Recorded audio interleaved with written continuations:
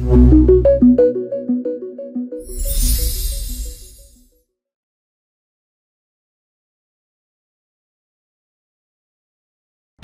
sebuah desa di daerah Wonogiri, terdapat seperangkat gamelan sakral.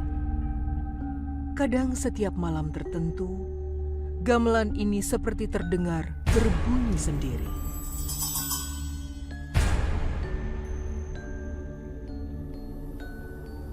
Gamelan ini dahulu sering dipakai untuk mengiringi seorang penari terkenal desa itu.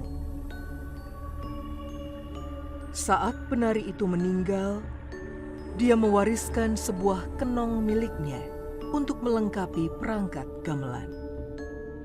Penduduk desa percaya arwah penari itu bersemayam dalam kenong.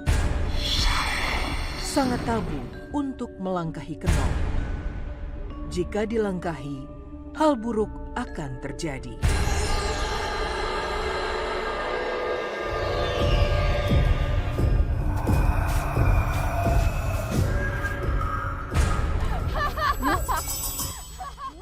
Ayu, anak Jakarta, saat liburan sekolah pergi ke rumah temannya di mana terdapat kenong sakral tersebut. Sebagai anak Jakarta, Ayu tidak tahu hal tabu yang sebaiknya tidak dilanggar. Jika melanggar, akan ada hal aneh yang akan menimpa dirinya.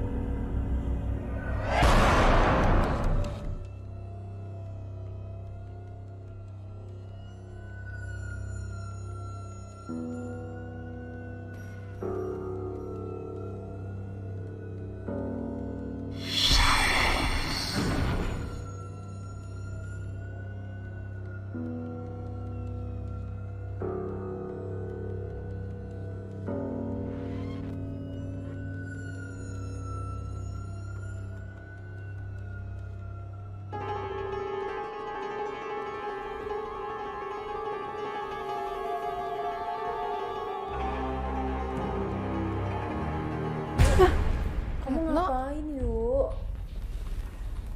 Enggak, aku nggak ngapain. Yaudah, balik ke kamar yuk. Nama saya Ayu. Saya sedang berlibur di rumah Retno di sebuah desa di kota Wonogiri, Jawa Tengah. Saat itu, saya diajak berjalan-jalan ke sungai oleh Retno. Pada saat saya berjalan, saya melihat pemandangan di kota Wonogiri sangat bagus dan masih asri. Lalu kami bercanda, bermain di sana.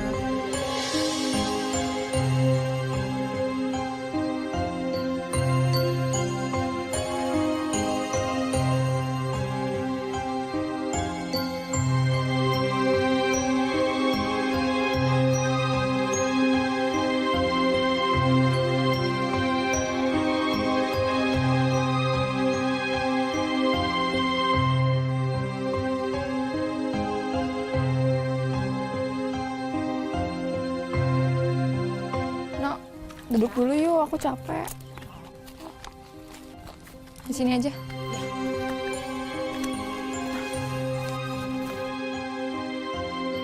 Pemandangan di desa kamu bagus juga, Nak. Iya dong, pemandangannya bagus.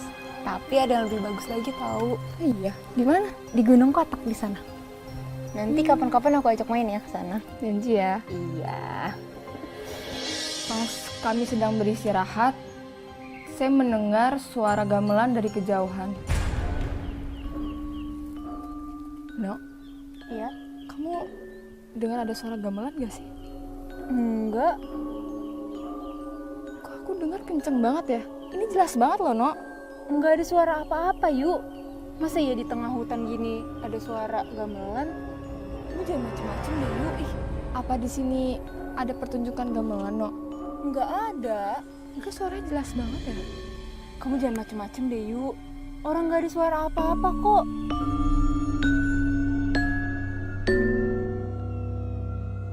Tapi semakin lama, suara itu semakin jelas terdengar dan semakin dekat, dan kepala saya terasa sangat pusing.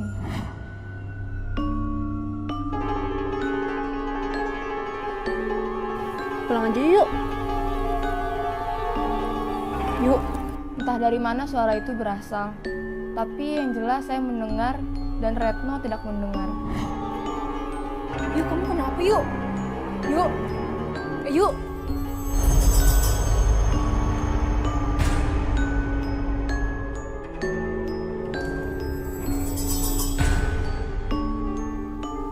Ayo.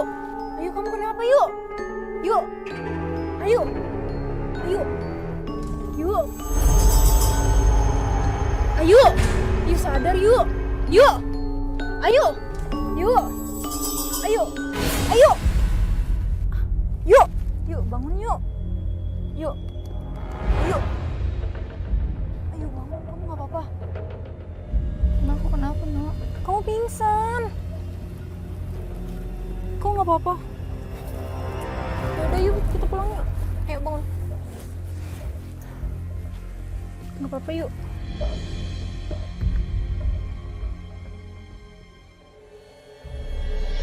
Ayo yuk, masuk yuk pelan-pelan. Yuk. Duduk sini dulu yuk. Pelan-pelan, pelan-pelan. Kamu tuh tadi kenapa sih yuk? Tadi tuh aku dengar suara gamelan, No. Terus tiba-tiba aku jadi pusing kayak gini. Aku tadi tuh panik banget tahu yuk. Ngeliat kamu pingsan kayak gitu. Tapi sekarang kamu nggak apa-apa kan yuk? Nggak apa-apa kok.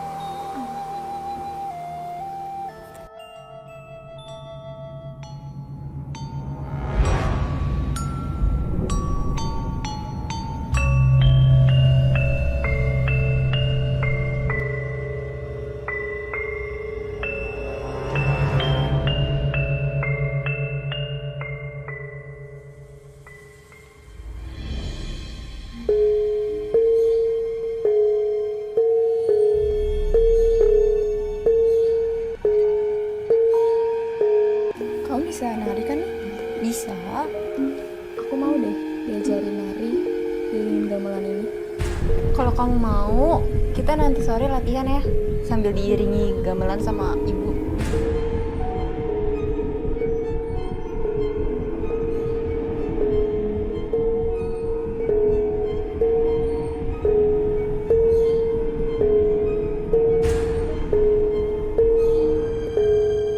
Pada hari itu, saya diajak Retno dan Ibu untuk berlatih di sanggar miliknya.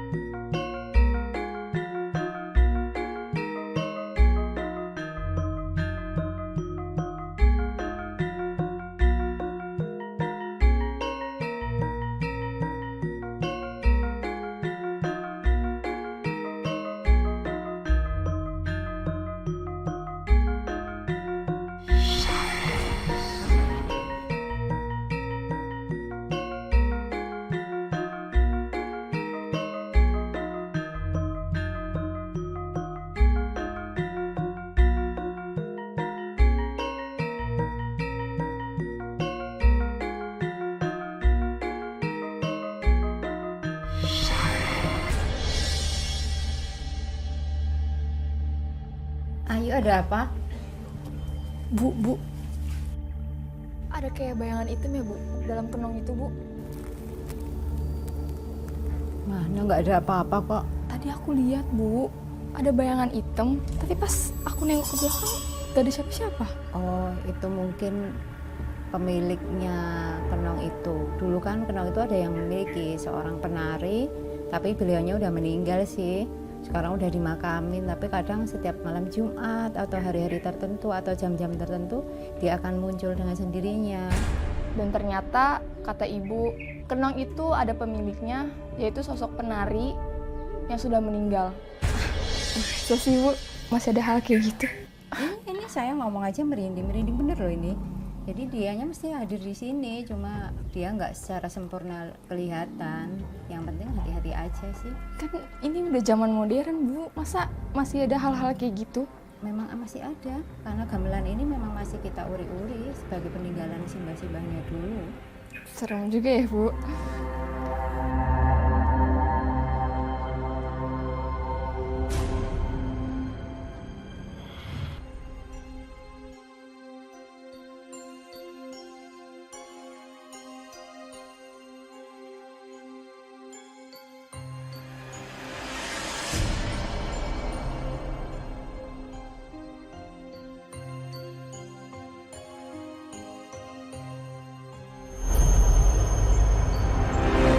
Saya bermain musik gamelan yang bernama gambang. Tapi entah kenapa saat saya bermain gambang, saya merasa hati saya sangat tenang, terhipnotis. Dan saya ngerasa senang memainkannya. Dan gak lama Retno menghampiri saya.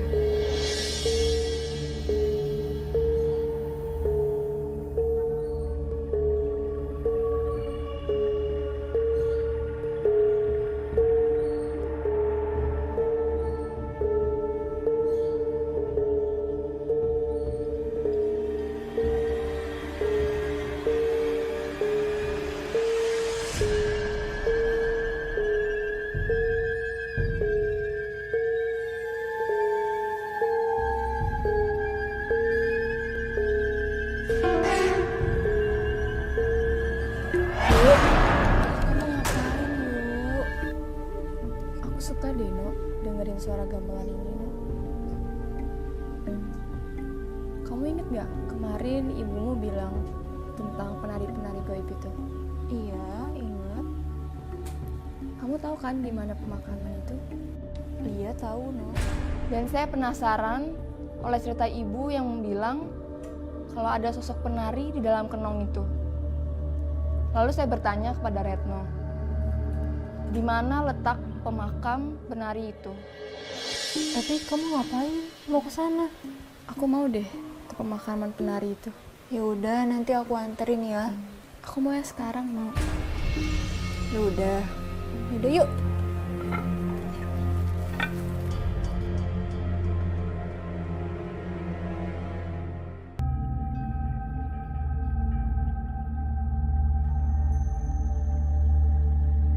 Kamu lagi ngapain, Retno? Tadi malam kenongnya itu jatuh, yuk. Memangnya ibumu lagi di mana, Retno? Lagi ke rumah Pak De Sutar, yuk. Emangnya kenong ini ada penunggunya ya? Ada, yuk. Emangnya kamu lupa sama cerita ibuku? Kenong ini ada penunggunya. Penunggunya itu penari goib itu, yuk.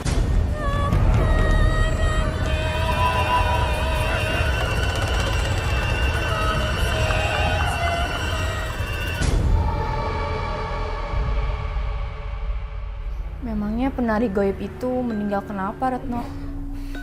Sampai sekarang sih nggak ada yang tahu yuk kenapanya. Tapi kata nenekku, penari goib itu kembang desa di sini. Banyak para lelaki yang suka sama dia. Suatu ketika, saat dia lagi pentas di desa ini, dia tiba-tiba pingsan. Saat ditemui, ternyata dia sudah meninggal, yuk. Makanya, dari itu kita nggak ada yang tahu penyebab meninggalnya dia kenapa. Saya ingin menceritakan apa yang saya sudah lakukan tadi malam. Tapi saya merasa takut untuk menceritakan kepada Retno. Lalu Retno terus melakukan ritual terhadap kenong tersebut. Saya merasa pusing dan tidak sadarkan diri.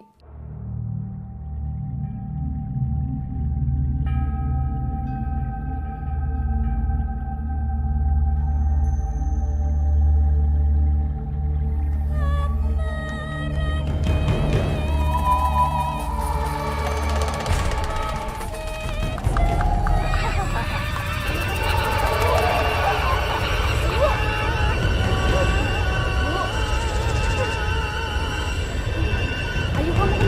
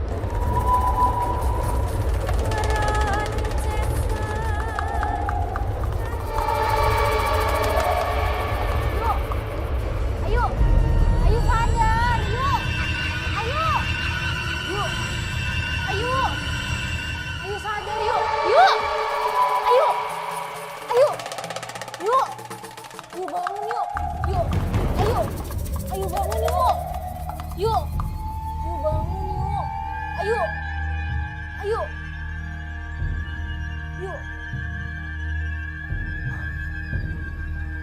Ayo. Yuk, kamu nggak apa-apa? Yuk. Yuk, kamu nggak apa-apa? Ih, pusing banget. Ayo kita ke kamar yuk. Ayo, yuk. Pelan-pelan.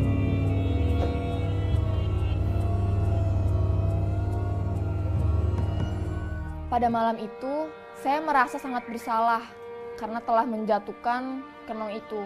Lalu saya menghampiri ibu yang berada di dapur dan menceritakan apa yang sudah saya lakukan pada malam itu terhadap kenong. Karena saya merasa takut dihantui oleh penunggu dari kenong tersebut. Ada apa, Dok? Jadi gini Bu, Iya. yang menjatuhkan kenong itu sebenarnya Ayu Bu. Kamu jadi yang nyatuin. Terus? Ayu takut Bu, Ayu takut dihantuin sama penunggu kenong itu. Ya udah, kalau udah terlanjur kan, supaya kamu nggak kenapa-kenapa, segera kenong itu kamu bawa ke tempatnya Pak Sutar. Kemudian kamu segera mensucikan kenong tersebut. Kamu harus melakukan mandi kembang dulu supaya untuk mensucikan diri kamu. Dan ibu bilang kalau saya harus membawa kenong itu ke rumah Pak De Sutar dan melakukan pembersihan kenong tersebut. Kira-kira kamu sanggup nggak, Duk?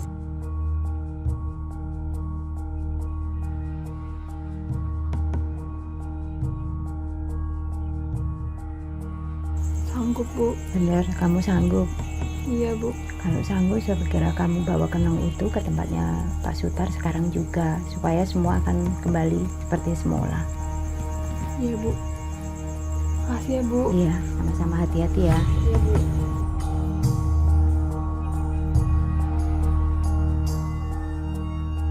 Dan pada malam itu juga, saya mengajak Retno untuk ke rumah Pak De Sutar. Assalamualaikum. Waalaikumsalam. Ya. Lalu saya dan Retno datang ke rumah Pak De Sutar dan menceritakan apa yang sudah saya lakukan pada malam itu.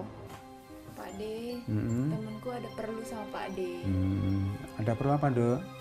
Jadi gini Pak De, aku kan gak sengaja menjatuhkan kenong ini. Mm-mm. Dan kata ibu, aku disuruh datang ke Pak De. Mm-mm.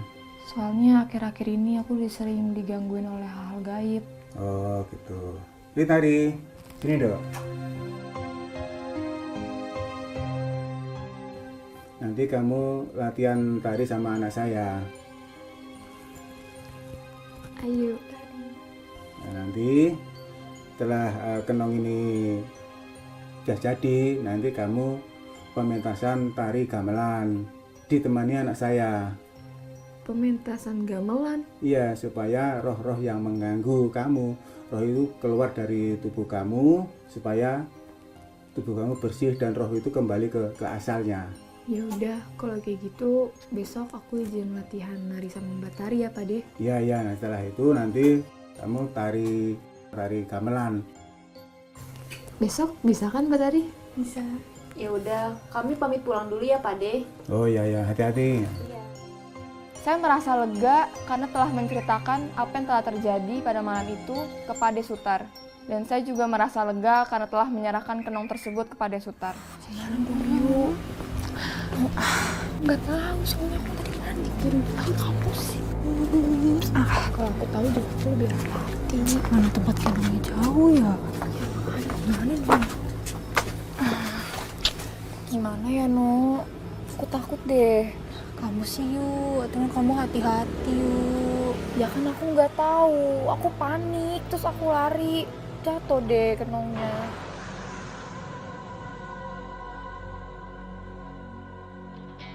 Terus kenongnya bisa diperbaiki nggak? Kenongnya sih emang bisa diperbaiki, tapi kan ada syarat-syaratnya yuk. Kamu sanggup ngelakuin itu semua? Tapi kira-kira penunggunya bakal datang lagi nggak ya? Selama kenongnya masih rusak, pasti masih ngegangguin kamu sih yuk. Aku takut, gimana dong? Nggak apa-apa kok yuk, semuanya pasti aman.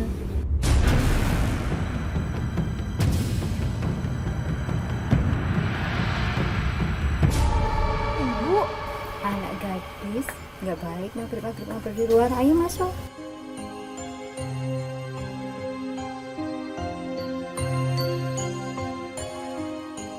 Iya, anak gadis masuk, udah maghrib nih.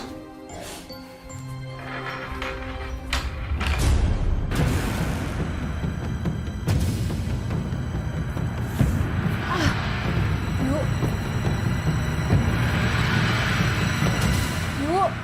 Dan pada saat saya masuk ke rumah ibunya Retno, saya merasa badan saya tidak bisa bergerak, kaku dan gak bisa melangkah maju ke depan. Yuk, Ibu!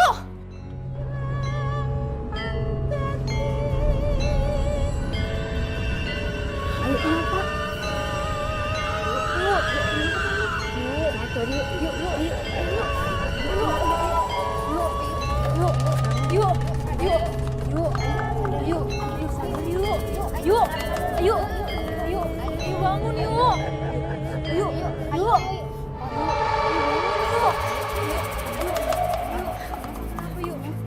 yuk. Ayo ke kamar aja yuk. Yuk, tidur ke kamar aja yuk. Yuk, pelan-pelan yuk. Yuk, bangun yuk. Ayo bangun. Yuk. Kenapa kamu? Ayo masuk. Tidur di kamar aja.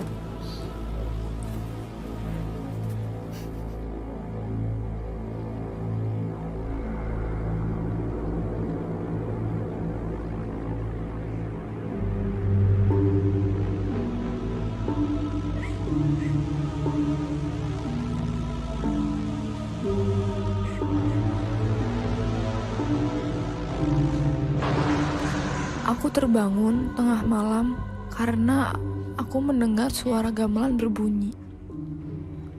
Saat aku melihat, ternyata gak ada siapa-siapa. Dan suara gamelan itu masih terdengar jelas. Entah kenapa, aku sangat menikmati bunyi gamelan itu. Dan tanpa bisa kutahan, aku pun mulai menari. Saat aku menari, aku merasa nyaman sekali. Tubuhku ringan, dan aku pun dapat bergerak bebas. Aku tahu, aku menari bukan karena kehendakku, namun aku sangat menikmatinya. Dan entah sudah berapa lama aku pun menari, sampai kesadaranku pun menghilang.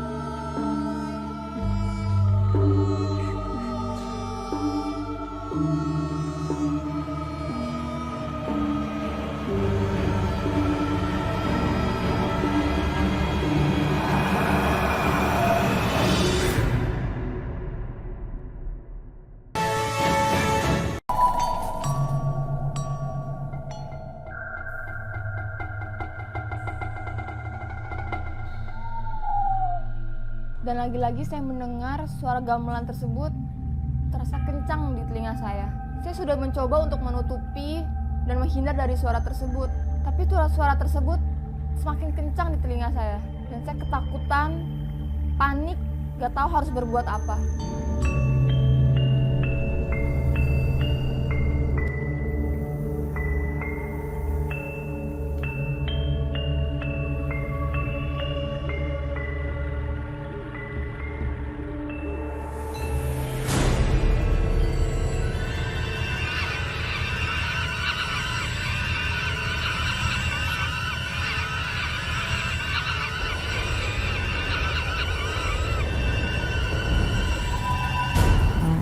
Jentit lololoba mati ora obah. Gimana, Dok? Udah baikan? Udah kok, Bu. Kok kelihatannya masih lesu gitu, pucat. Udah kok, Bu. Oh iya, Bu, kok aku sering dengar suara gamelan ya, Bu?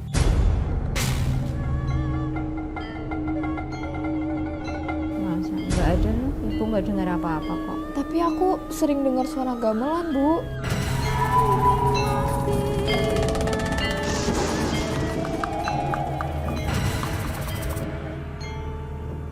Oh, mungkin perasaanmu aja, karena kemarin mungkin pas di Sanggar Gamelan baru pada latihan jadi ke bawah. Tapi kenapa kita nggak boleh ngerusakin atau ngelangkain gamelan ya Bu?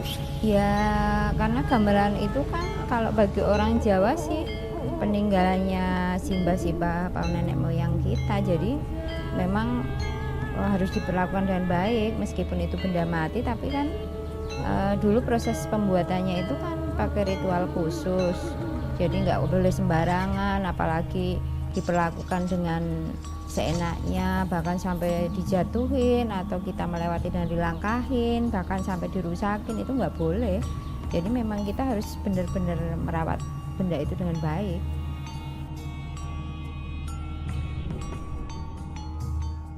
Retno, mana kenong yang ada di Pasutar? Masih ada di Pasutar yuk. Katanya nanti malam mau ada ritual pemandian kenong. Pemandian kenong.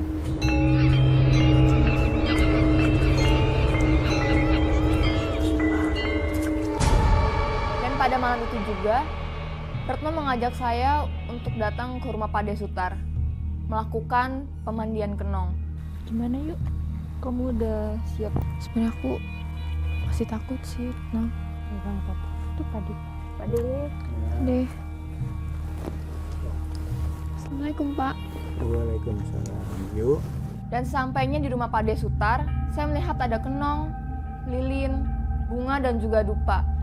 Dan saya melihat Pade Sutar sudah siap melakukan pemandian kenong. Karena kamu yang menjatuhkan kenong ini, mari kita bersihkan bersama-sama.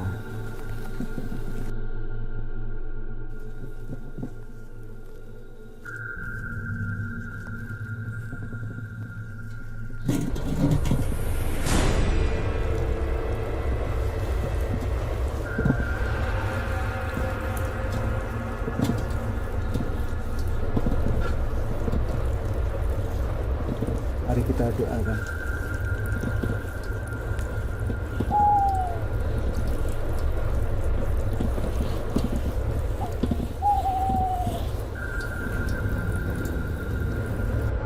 Kenong itu bergetar dan bergerak sendiri. Saya merasa pusing dan lagi-lagi tidak sadarkan diri.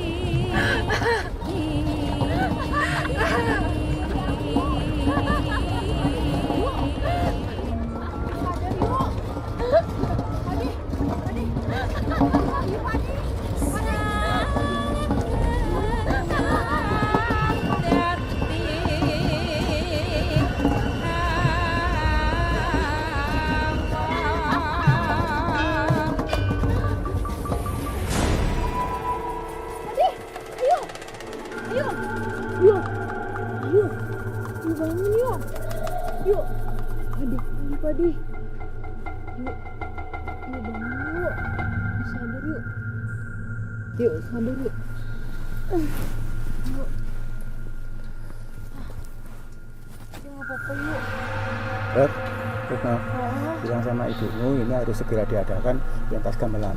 Iya Pak. Mari kita antarkan dulu. Ayo. Dan pada malam itu, saya melakukan pemandian kembang. Saya merasa takut, tapi saya mempunyai niat untuk mengusir roh-roh jahat yang telah mengganggu saya selama ini.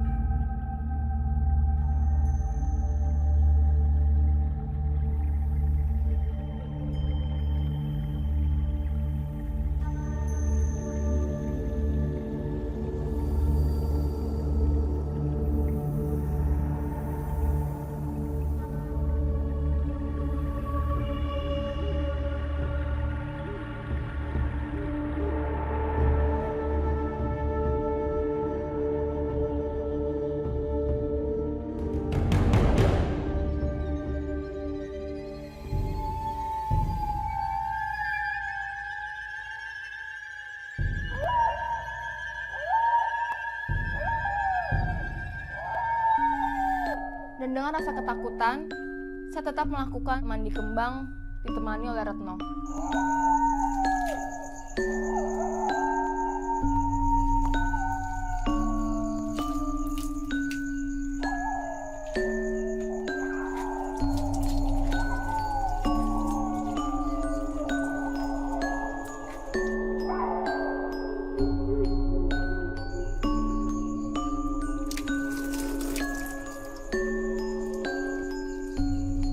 Dan keesokan harinya, sebelum saya melakukan pementasan gamelan, saya ingin belajar menari lagi bersama Tari dan juga Retno untuk mendalami tarian tersebut.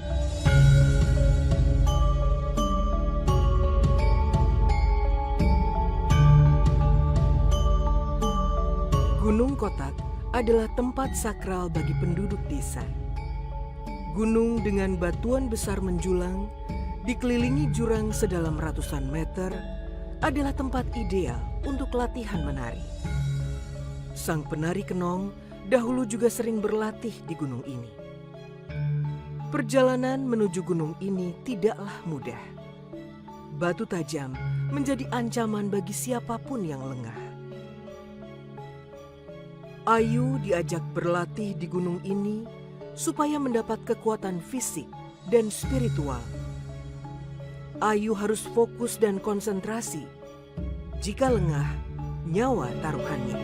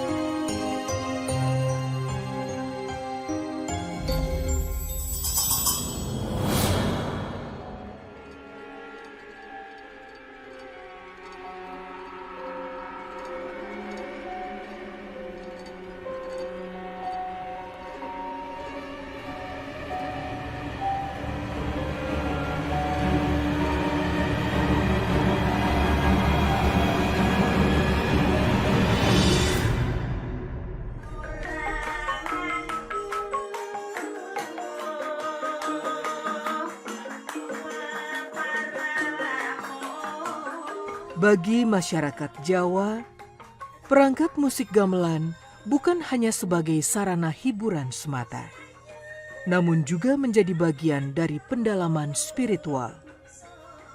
Nada yang keluar dari gamelan begitu ritmis, penuh makna.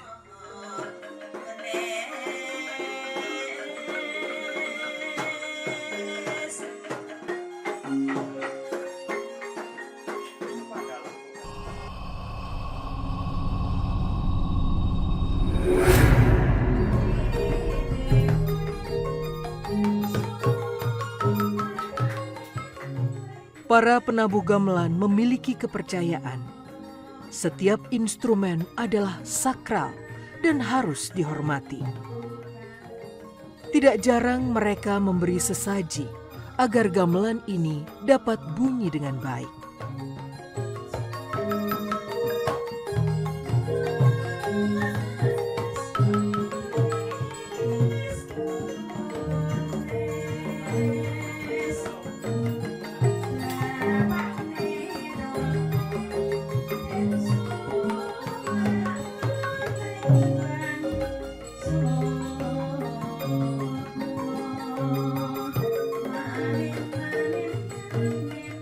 Salah satu fungsi gamelan adalah sebagai pengiring penari.